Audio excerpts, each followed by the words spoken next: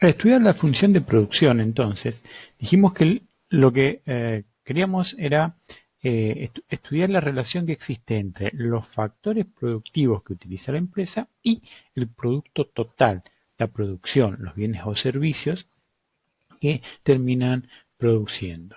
Y acá tenemos una diferencia importante que tiene que ver con aquello del corto plazo y del largo plazo. Corto plazo y largo plazo son dos ideas a las que en general se les dan distintas acepciones, cuándo es corto plazo, cuándo es largo plazo, si 6 meses, si un año, si 10 años. Bien, en economía, en la ciencia de la economía, la diferencia entre corto plazo y largo plazo no tiene que ver con el tiempo en sí mismo, es decir, no se mide en tiempo, no se mide en 6 meses, en un año, en lo que sea, sino se mide en las condiciones en las que podemos planificar nuestra producción. Es decir, asociamos el corto plazo a la presencia de factores de la producción fijos y asociamos el largo plazo a la ausencia de factores de la producción fijos. Bien,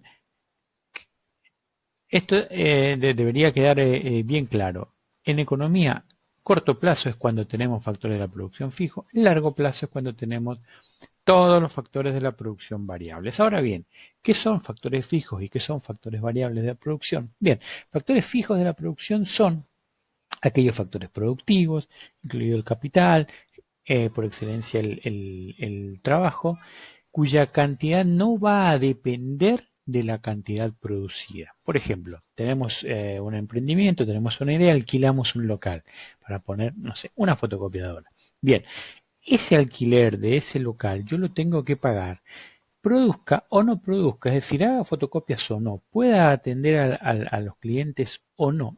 El costo del alquiler lo tengo que pagar igual, no depende de la cantidad de fotocopias que hacemos.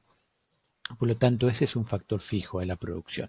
¿Qué son los factores variables? Son los factores que dependen de la cantidad producida. En el ejemplo anterior sería, por ejemplo, el tóner de la fotocopiadora. Más cantidad de fotocopias yo produzco, mayor la cantidad de tóner que uso. Es decir, que ese insumo, la utilización de ese insumo está atado a la producción de los bienes y servicios a los que se dedica a producir esta empresa. Entonces, corto plazo es cuando algún factor de la producción es fijo. Ojo, en el corto plazo podemos tener factores variables también, sí, claro que sí, pero definimos el corto plazo como aquel periodo de tiempo en el que tenemos la presencia de factores fijos, es decir, de factores de la producción que yo no puedo alterar. Hemos tomado decisiones y tenemos que esperar que pase el tiempo para poder volver a cambiar eso. Esos factores fijos, la presencia de esos factores fijos, me definen el corto plazo, aún en presencia de otros factores que puedan ser variables. Y definimos el largo plazo como aquel periodo de tiempo en el cual todos los factores de la producción son variables. Es decir, es aquel periodo de tiempo en el cual podemos elegir el tamaño de nuestra empresa que queramos, el tamaño, la capacidad de producción que queramos en un 100%. Todos los factores son variables, a eso le llamamos largo plazo. Junto con esto, el otro concepto importante que veíamos es el de los rendimientos de escala. Rendimientos de escala nos dicen cómo acompaña la cantidad producida al aumento en la cantidad de factores. Por ejemplo, nosotros decimos, bueno, quiero crecer, mi empresa quiero que crezca, entonces vamos a aumentar en un 10% la cantidad de factores productivos con los que contamos.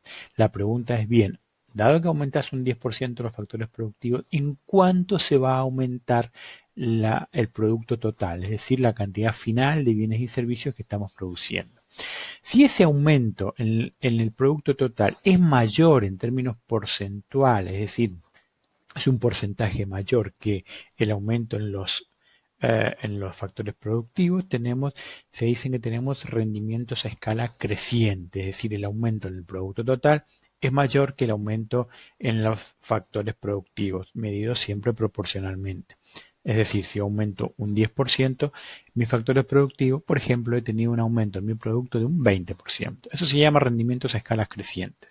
Los rendimientos a escalas constantes son los que se dan cuando mi producto total aumenta en la misma cuantía porcentual en que aumentaron mis factores. Aumenté en 10% mis factores productivos, aumenté en 10% mi producto total. Aumenté en 20% mis factores productivos, aumenté en 20% mi producto total.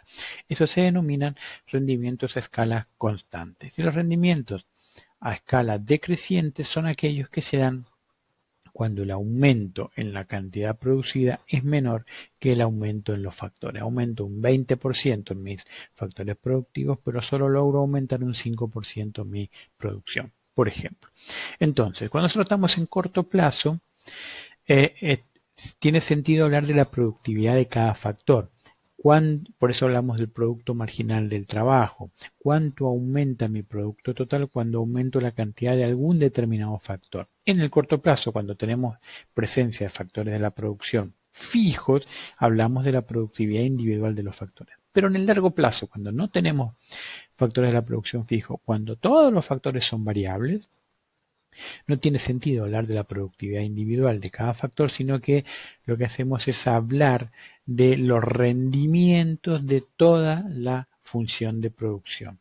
En cuanto me permite aumentar mi producto total, un incremento en los factores productivos. Mi función de producción me va a responder eso y es el estudio sobre cuál es esa respuesta nos va a decir si mi función de producción presenta rendimientos a escala crecientes, constantes o decrecientes.